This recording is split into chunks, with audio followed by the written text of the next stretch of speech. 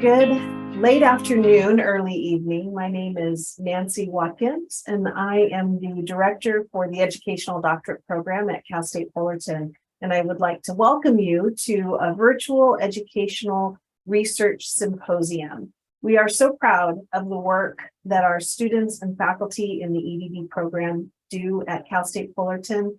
And having an evening like tonight is really a celebration of the hard work from our students. The evening is designed to inspire and inform you about the research that's ongoing and the work that our faculty and the educational leaders in the community are doing for educational leadership. So several of you are checking into the chat right now with your affiliation to the program. We are so grateful that you would take time this evening to come and listen to the presentations. The evening is broken into 3 segments. So we are going to begin tonight with Dr. Maritza Lozano, who will be talking about the improvement science and the new dissertation in practice. Our second block of time is sponsored by LIFT, CREAL, and the Department of Educational Leadership, and is a panel of community college leaders that will be moderated by Dr. Dingjo Curry, really talking about the trends and the futures of community colleges today. The last block of the evening will be a student panel for recent graduates from our program who will talk about the research process, their own research, and also just information about being an EDD student. So again, we are very grateful that you're willing to share time with us tonight. And I'm going to put into the chat once again, we've created a website, a Google site that has posters and research videos from students that have been completed over the past year. There is a wealth of information to explore on that page, so you may want to store the link or reference back to the link at a later date if you would like to explore some of the work that our students are doing. So that is just the official welcome. I'm certain there will be more people popping in as the evening progresses. And I am very much looking forward to hearing our leaders speak tonight. And with that, I would like to introduce Dr. Maritza Lozano, who will do our first presentation. Thank you, Dr. Watkins. Just checking, everyone can see my screen. Okay, good. It's really nice to see you. It's nice to see a lot of my colleagues, some of my former students, and some of my current students here today. So good afternoon. My name is Maritza Lozano, and I'm currently an assistant professor in the Department of Educational Leadership.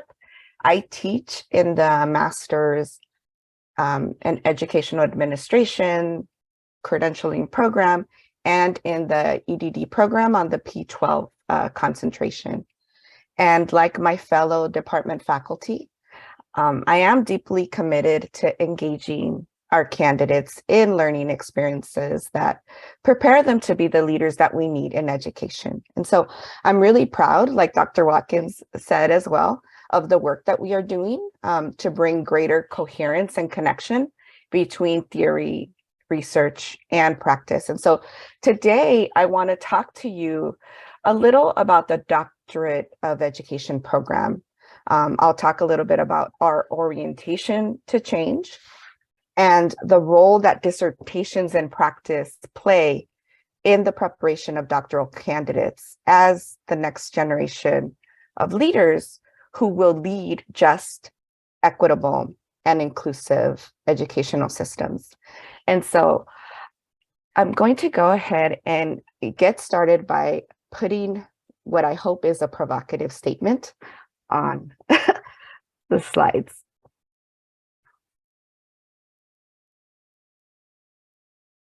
So what are some of your initial reactions to this statement?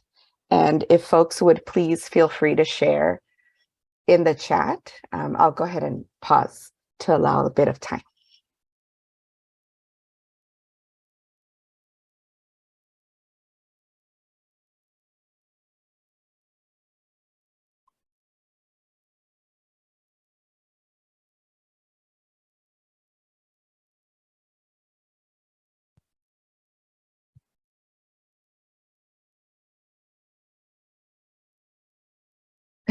Thank you, Dr. Rose.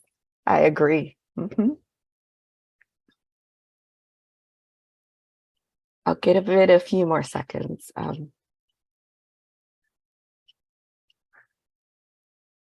Okay, I'm just going to start. If folks have, okay. Thank you. Educators are not always willing to learn from our students. Instead, we often set up unidirectional relationships where they only learn from us. Willingness to ask questions, learn, change, little innovation as we've evolved. We think it's learning when it's not. Thank you.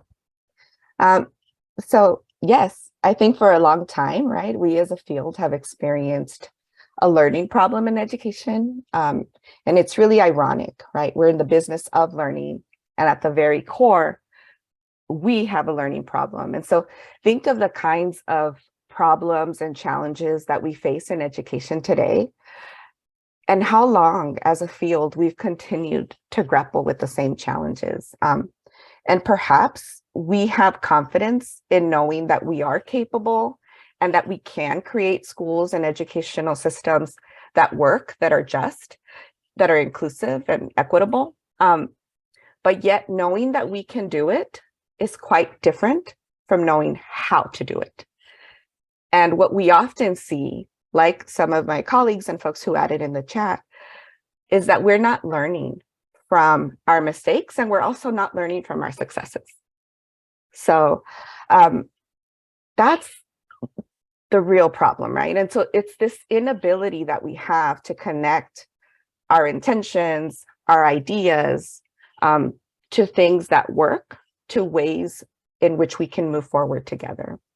And so if we are to overcome this learning problem in education, then we really have to figure out ways to bring those connections tighter and to get better and continue to get better. And so now I'm going to pose a different question. What might be one way to approach change in education? And I feel like this is kind of a tricky question, because I feel like we all have experienced change. And so maybe it's something that was done that we've witnessed to get us to change some practice, or maybe it was something that we ourselves have led to get to some change that we wanted to see.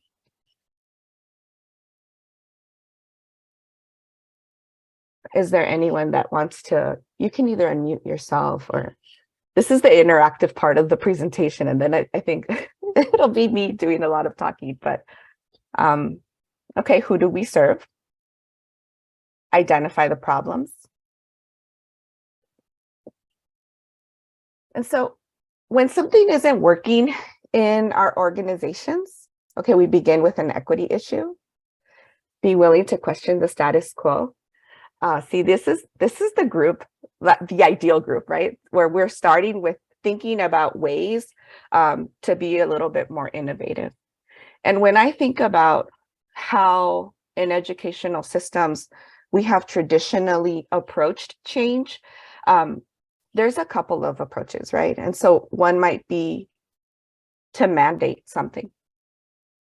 So we create a mandate. It's coupled with some accountability. You might set targets, you create some incentives, and then we hold individuals accountable. Another approach might be to ask for more resources. And so we say things like, oh, if we had more staff, or if we had more time, if we had more money or more technology, if we had more of something, then we could change, right? Yet another approach is to do nothing. Just wait it out. We've all heard it before. That pendulum swing. It's just that way. So if we wait it out, it'll go away. And yet another approach might be hoping that somebody somewhere knows how to do something that we need, and they'll drop it, right? And so we just are kind of hoping that there's someone that brings this solution to us. And so I'm going to take Lynette's comment, right? And Lynette says one way might be that we begin with an equity issue. So let's think about that one. Let's say we've identified some gap. There's some equity issue. And so then that requires us to think about the difference or the width or this distance between where we want to be and where we currently are. And so we might, in this particular approach, once we've identified this gap, then the process might involve working with a leadership team, setting some specific target, deliberating, and finding ways to move forward, and creating some best plan to get us there. And what is it that happens? We implement, maybe the plan is a year-long plan, maybe it's a 3-year plan. The point is that we expect that this plan is going to get us to that target condition. We expect it to probably be straightforward. But then what happens? Say we didn't get there and we waited a year or 3 years. And when we find that we didn't get there, we throw the plan away and we create a new plan. And we repeat. And so the way that we like to think about how we can get to change is that we need to abandon the ways in which we typically create plans. We typically create plans on the basis of assumptions, on bits of information, when we really don't pause and stop to think what we don't know. And oftentimes it's because we're not doing enough learning, adapting, experimenting. And so that space between what we expect to happen and what will happen, or what actually happens, that's where we can learn. And we really need to have better ways of figuring out what it is that's happening, and that's through experimenting. And I want to pause here for a little bit. When we say experimenting can sound a little bit scary. It can sound a little bit clinical. It can also sound a little bit off-putting. And so one of the ways that one of the things that I hope is that by the end of this little talk is that you'll come to think about experimenting as a way that can get us to social justice, a way that can get us to JEIE, because it comes down to how we are thinking differently, who's at the table, how we're sharing power, how we're bringing different voices in to be a part of the learning that happens, so that we do things with and not things to people, not things to students. Okay. And so we are a Carnegie Project on the Education Doctorate Institution. And as part of that, there are specific orientations and program design components. And one of the orientations that we have as a foundation in our EDD program that guides our coursework is to support our candidates to develop as scholarly practitioners. And scholarly practitioners are folks who can blend practical wisdom with professional skills and knowledge to name, frame, and solve problems of practice. And so they are able to use practical research and applied theories as tools for change. And so in our 3-year program, our candidates have multiple opportunities to learn how to draw on their own experiences, their skills, and their knowledge, because we need to start there. They are professionals and experts in their own right. And then we also need to help them apply that knowledge as they are also learning how to engage with empirical research, educational theories, and learning how to engage in reflection and action to drive educational change within organizations. And so it's really not abandoning the knowledge that we have as professionals, but it's really understanding that that is needed, and it needs to be coupled with research and with theories as well. And if folks have questions, you can drop them in the chat or just pause. I don't like to do more presentations, but I like them to be more interactive. Some of you might have seen this slide before. The reason that I like to share this is because this is a really, in my mind, strong orientation towards what it means to be an educational leader and what it means to engage in change. Educational leadership has, I'll just paraphrase the quote, has long highlighted the roles and functions of school principals. I like to think that it's not just school principals, but it's educational leaders, right? And recent research investigates leadership activity and impact as it occurs at different levels. So not just what's happening within a school, but what's happening across. And at the same time, there's this acknowledgement that multiple contexts within which schools or educational systems also play a significant role.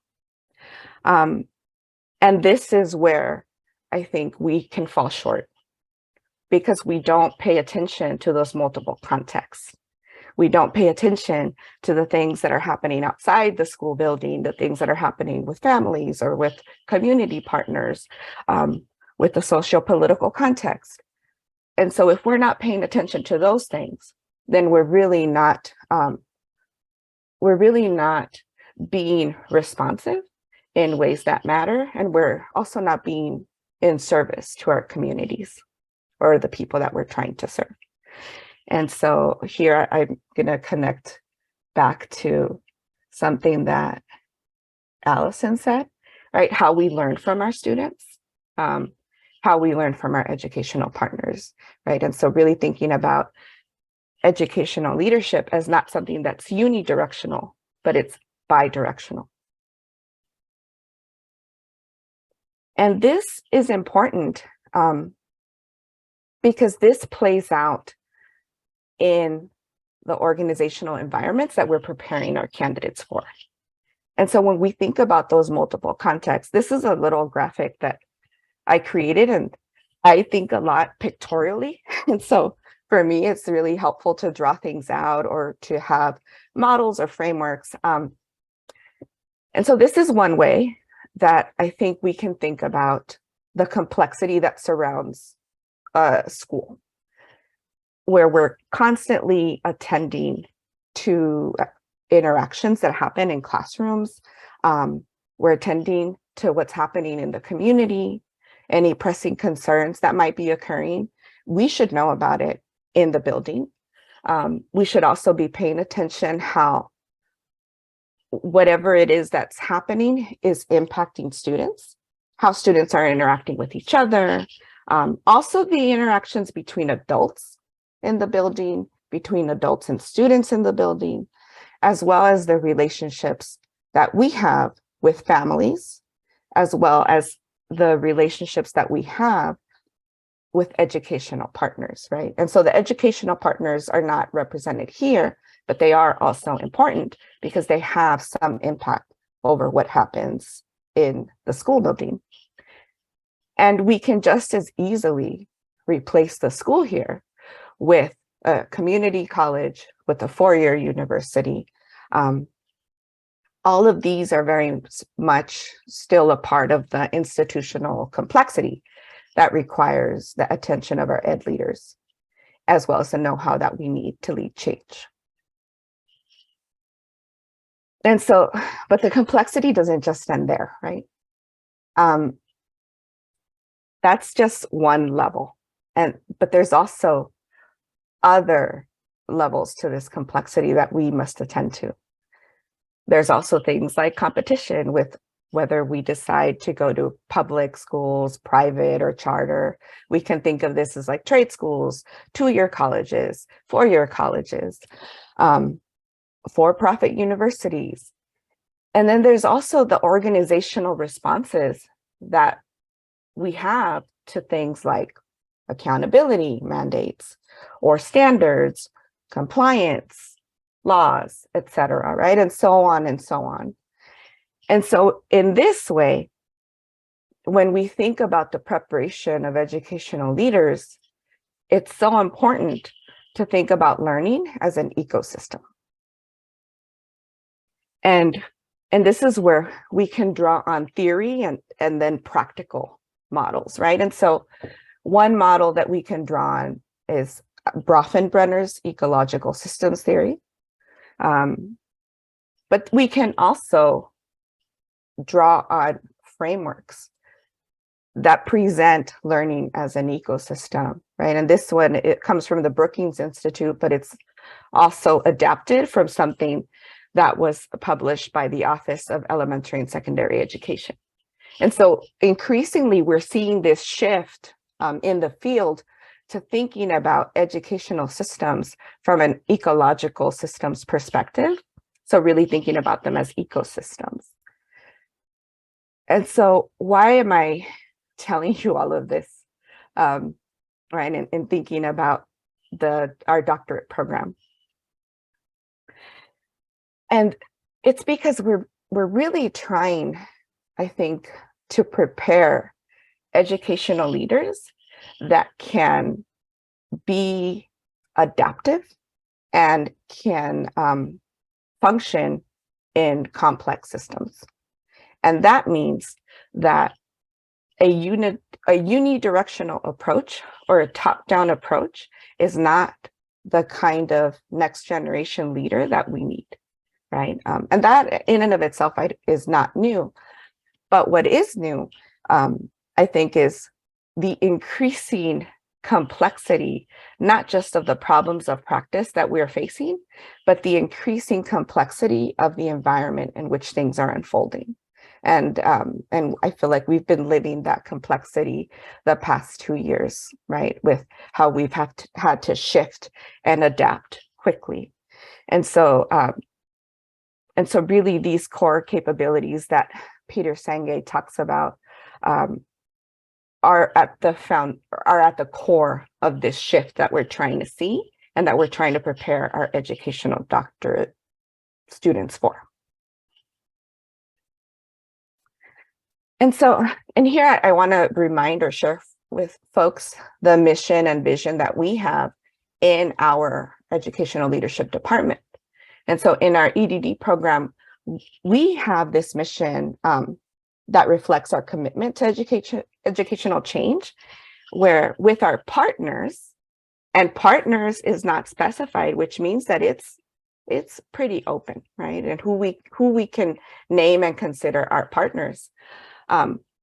We help leaders disrupt and transform educational systems so that all students, particularly those who have been marginalized in schools and society, can engage fully in the benefits of education. And all of this is in the service of achieving our vision of an educational system that is just, equitable, and inclusive. And so what does that look like here at Cal State Fullerton? And at Cal State Fullerton, we've said that we're committed to realizing the ideals of a just, equitable, and inclusive education. And that requires that we leverage our collective scholarly knowledge and expertise, as well as our practical knowledge and expertise, because we only see what's in front of us. And if we are to really reach educational change that disrupts and transforms, then we need everybody at the table. And we need to innovate by drawing on solutions that don't come from or are generated from a singular perspective. Okay. Are there any questions so far? Okay. I'm going to keep going. Okay, so now we get to the dissertation in practice. And when we think about the dissertation in practice, that's a transition that we've taken up in our program. We are now including dissertations in practice in the P12 concentration that we've admitted our first cohort where all students are engaging in a dissertation and practice. And really, this is an endeavor that is designed to support educational leaders to be prepared to lead disruption and transformation.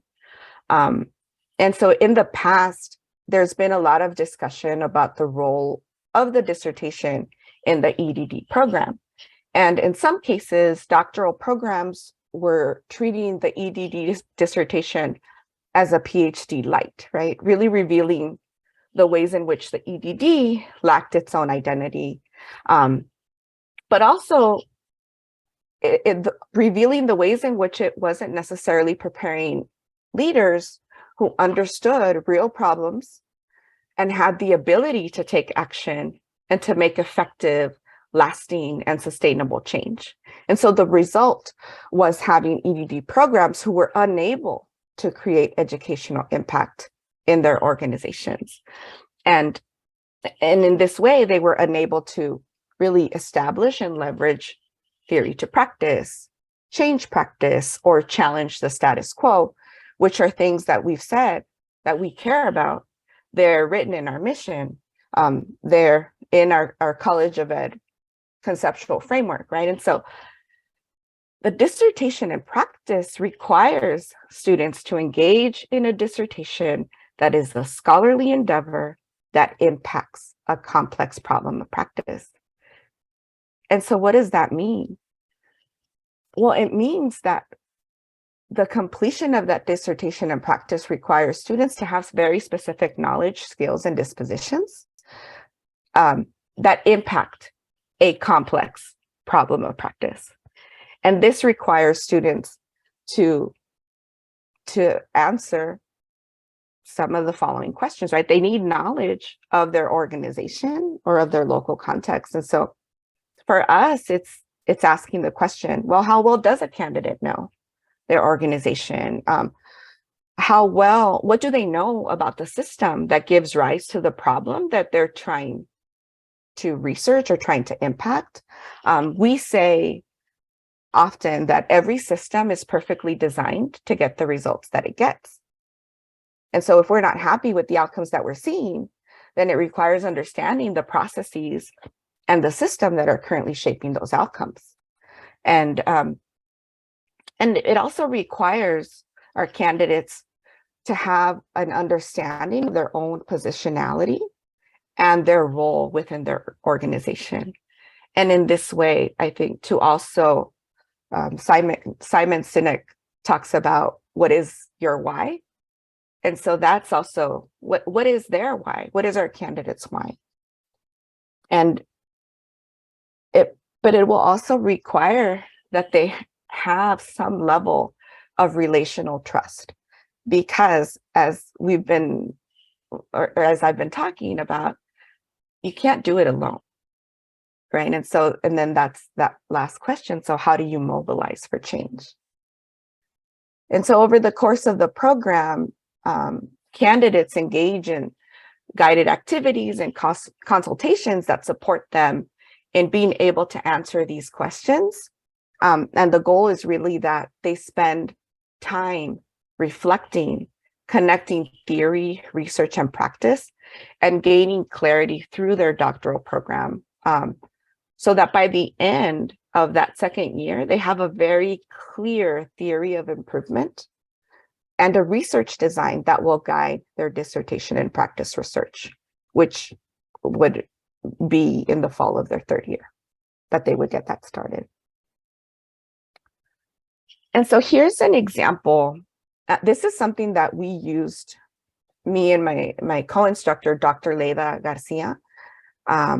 We used this semester to really, and I include it here to help you also see how that ecological systems way of thinking is really reflected also in the ways in which we're trying to prepare our candidates. I see some questions in the chat. what is the barrier to a dissertation in practice? Well, that's a great question, Kurt. And what do you believe are some of the challenges with completing improvement science dissertations in practice? Okay, thank you. I feel like both of you, I did not plan the questions, but so in the context of this diagram, that was part of why we decided that we needed to have a clearer conversation with our doctoral students. And I don't know if any of them are in the call. Yes, I see Jamie. So we had this conversation with our doctoral students because part of what we noticed was that we wanted to make sure that our doctoral candidates understood that everything that they were, if they're engaging in reviews of the literature, that's in the service of helping them also understand their context better, and vice versa. The more you understand your context, then it also informs your understanding of the literature. But also, you have to understand yourself and why you come to this work. And this connects to your question, Kurt. What is my role within a particular context, right? Because that's ultimately also going to shape the degree to either A, who I need to partner with for my dissertation and practice, and or B, how much can I push and how early I need to start pushing, if that makes sense. And so really thinking about how these three things fit together in our mind was in the service of supporting our candidates to refine and scope and narrow in on their problems of practice. Because we can begin, and I think it's natural, right? There's a problem of practice that we are really invested or that we want to address and overcome, but it's a big problem. And so part of the work that we do and part of the ways in which we use improvement science is to help us scope and narrow that problem. And so we move from, we like to say, you start with an issue, you call it a problem, but it's really an issue. You need to drill down, and that requires you to work with others. It requires you to talk with families, depending on what it is, right? Talk with students and engage others as partners. Let's see, can you see the system when you are in the system? Yes, Dr. Watkins, but it requires, I think that's why you need to really believe that you need the perspectives of others, which means that you're willing to share power.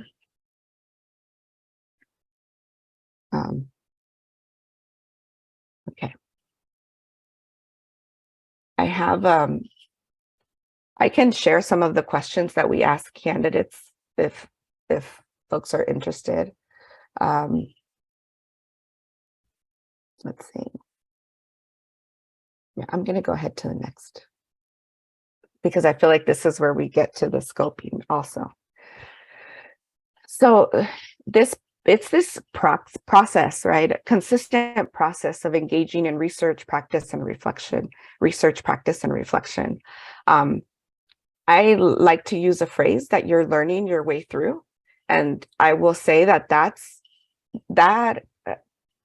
no one wants to learn their way through anything if you're leading something, right? You feel like you need to have all the answers. But if we are to really function and lead in complex adaptive systems, it means that we need to be adaptive ourselves. And the way to be adaptive is to learn. And the way to learn is to consistently engage in this practice of researching, trying something, reflecting. And so we bring, I think, a very clear orientation to learning that is constant, that supports students to engage in this continuous practice. And in the same way, it's also about providing candidates with very specific tools. And so we have been using improvement methodology and improvement science tools as method, as part of this endeavor. And so that means that rather than having a year-long plan or 3 years, right, where you have a set of actions that you're going to take, you actually need to think about the learning cycle in a much shorter time frame. And instead of implementing something full scale, you need to think about it as implementing something in a much smaller window. Because again, the point is to learn how to make something work in a small scale and then begin to expand it, rather than saying, this is the solution, we're going to implement this program and everyone's going to try it. And that allows us to learn quickly. It allows us to, as we experiment, we can then establish what's the next target that we are setting. And it's also, it shouldn't require a huge investment. And I think that that's the other part, right? Like, we often have limited resources, and being able to scope a problem and test things on a much smaller scale before implementing them more widely gives us the evidence that we need to know that something will work, and then we can make it work. So I don't know if Lynette is still on the call. She is, okay. So Dr. Martinez is she's on the call now, and you'll hear from her. If you can also chime in, Lynette. But she's one of our first, she was in you iterate your way forward. That was one of the important things about this, which I explained. But Dr. Martinez, when she was engaging, she was writing up her research, right? And we had a lot of conversations about what that process actually looks like, right? Because Lynette was both researcher, she's participant, and she's leading the change. And so candidates are deeply ingrained in the work. And so that requires them to have very clear methods for collecting data, analyzing the data, but also learning, right? And so Dr. Martinez, I love this graphic because I think it does a really nice job of illustrating what that process is like. As she was engaged in leading the change, there was learning that occurred within specific phases or learning cycles. And she needed to learn quickly because that was going to inform what she was doing next. So she had a path that she was going to follow, but the specifics of the path were not clear because they have to be responsive to your work. And so there's this within learning, and then there's also between learning. But at the end of it, she's the researcher. So there's this learning that she's doing I would say like at a distance almost, right? Where what did she learn as she engaged folks in this process? And Lynette, I don't want to put you on the spot, but I don't know if you want to say something about this graphic. You can say no, it's okay. I will add, I think this was probably one of the most challenging parts of engaging with the dissertation in practice, is kind of being able to sort of conceptualize what the analysis and reflection look like throughout the project. And so I think this graphic really helped to be able to talk about it as Dr. Lozano is presenting today. And it really, I think, expresses the multi-dimensionality of the analysis process in the dissertation in practice, like the multi-layered, I guess, process that is part of analyzing the data throughout the project. But I think once you're in it, and kind of visualizing it this way, it becomes much easier to talk about it, because it's the work that you're engaged with. It's those small scale testing cycles, that build off of one another. I hope that adds a little bit more info to the. Yeah, thank you. And I think that that's part of what I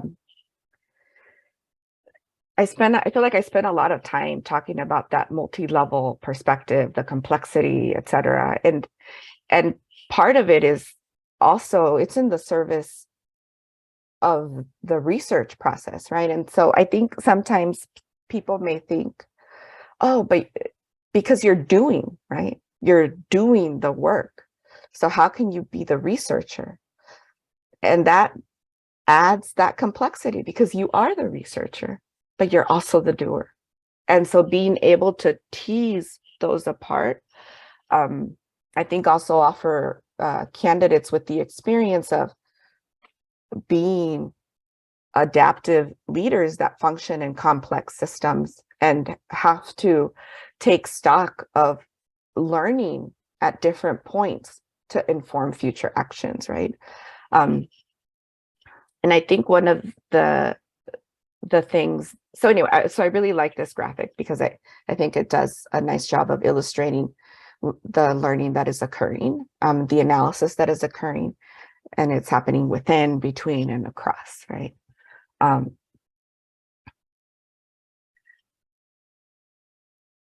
And so we're using a text by Brandy Hinnett Crawford, who wrote a book on improvement science that is really accessible. And she wrote it for her research methods students. And she reminds us, right, that the ethos of improvement is to unearth problems, understand our current systems, and have a prophetic imagination about what can be, and then work to bring that about. And so improvement science is a methodology that it can help us to do just that. And leadership preparation programs, I think, like ours, really aim to develop leaders who can center equity through their work and who have the tools to enact lasting improvements in our current educational systems. And so the inclusion of having these intentional spaces where students can stop, can reflect, can question, can clarify, can revise, and can iterate is really crucial, right, to the needs of educational leaders who are facing complex problems of practice. And so if our aim is to prepare and sustain social justice leaders, then we really need to create systematic and systemic pathways. And the dissertation in practice is one way to do that.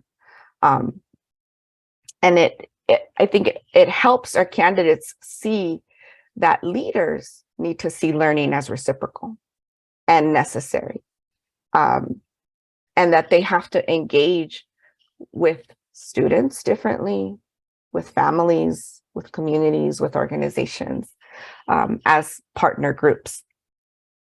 And so I always like to use different graphics of roads or paths in this work, because you can't really see what's beyond a curve, right? And so it's so important to have ways to get you from one point to the next, and being okay and just and knowing that you are going to get to the end, and you'll probably get there quicker if you're very intentional about getting to each curving point. But that's what I have prepared today for folks. If folks have questions, I did have a slide for questions. Dr. Rose had a question for you, Dr. Lozano. Okay, I did not see that. Oh, many of our candidates are current practitioners in their respective careers. For current students on this call, what problems of practice do you see every day? What problems can you research? Why do you want to solve the problem? I love that question. but that's not for me. That's for No. other folks. So folks can add in the chat or unmute themselves. I think we can have a conversation. I'm going to stop sharing my slides to make it more, we can all see each other.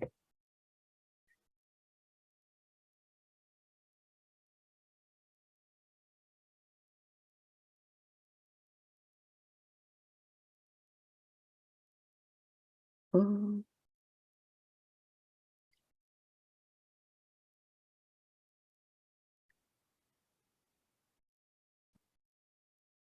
Oh, my research, I can.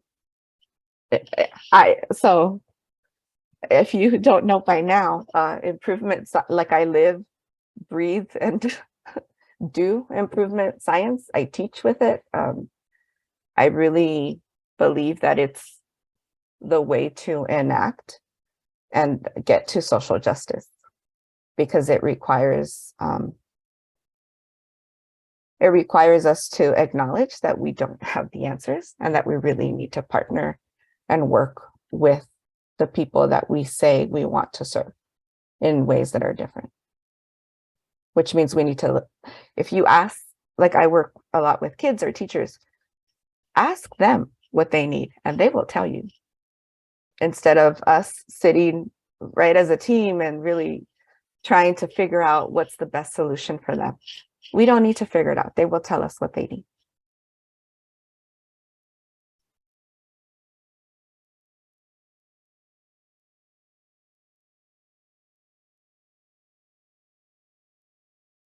Daniel, was that a question for, can you unmute yourself? Yeah, yes. Okay. Thank you for that presentation. Just a question about analysis in dissertations in practice. Mm-hmm. I think that many of us come into the program with a traditional sense of data collection and analysis and what you typically do for dissertation. So I guess in my question, and I'll just read it. So could you say that analysis in dissertations in practice are in the form of the inquiry cycles, like from Planet's study, that represent testing and or learning, which can use familiar forms of data collection and analysis about the analysis on process level improvement the student has chosen to begin to implement in their organization. Does that make sense?